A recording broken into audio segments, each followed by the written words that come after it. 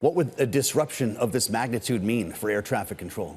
So this would actually be a really bad step for the airline industry because they're going to have to reduce flights in order to actually make these cuts. And so we're going to see a situation where airlines are forced to have to cut their flights, cut routes, and cut services to destinations, which could lead to some disruption for passengers who book travel, especially as we go into the holidays.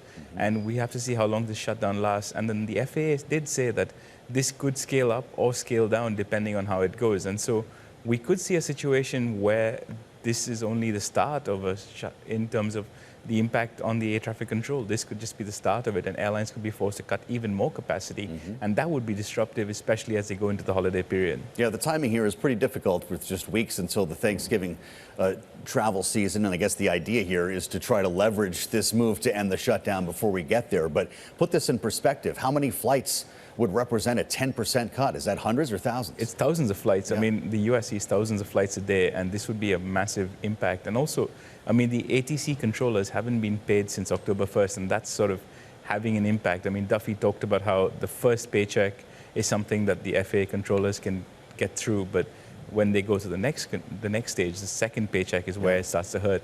And that's where air traffic controllers are sort of not coming into work, and that's sort of having an impact on travel. We've seen that in the past couple of days, where we've seen airlines, the airports having to cut sort of capacity in sort of put in slowdowns and restrictions on traffic coming in and out of airports because of the air traffic controllers not being up to staffing levels that they need. We've got a live look there for our viewers on Bloomberg TV and on YouTube of Reagan National Airport in Washington, D.C., which has been no stranger to ground stops recently. Is this the level of airport that we're talking about here when we consider 40 potential markets?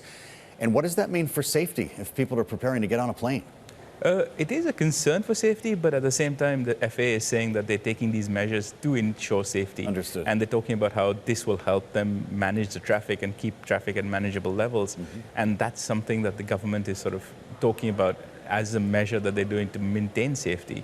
And so you'd rather be safer with fewer flights than have too many aircraft in the air for controllers to control. And this is to begin Friday, correct? We'll find locations we will tomorrow find tomorrow to be implemented and, Friday. Yeah, exactly.